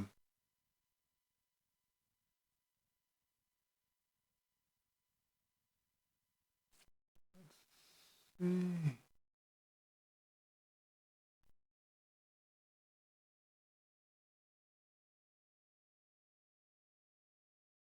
Okay.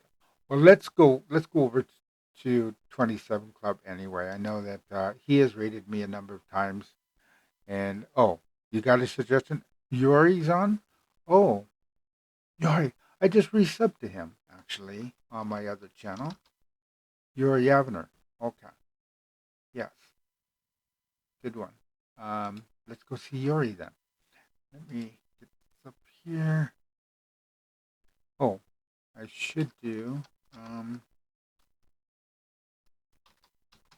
I know I haven't set up a sub channel one yet, subreddit yet, so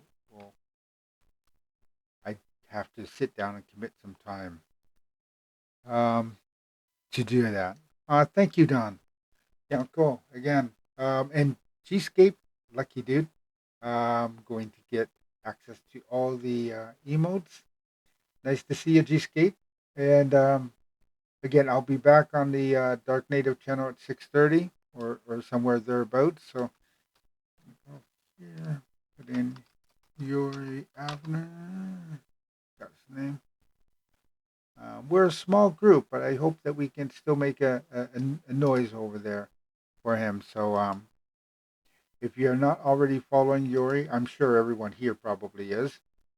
He's a very talented musician, and I've gone over there numerous times just to kind of use him as nice background music for when I'm working. It's great to have someone to listen to at work. So there's that.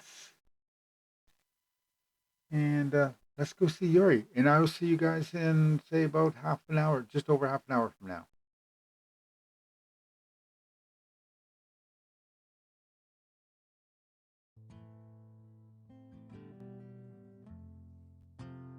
So if you love me, let me go.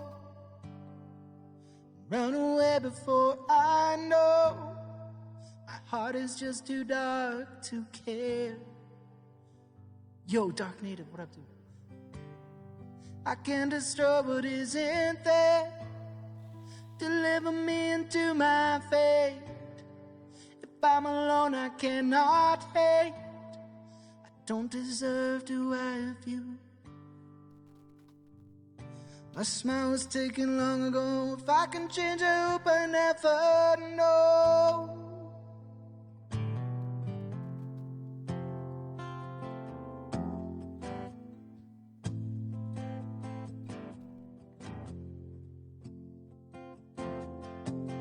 I still press your letters to my lips.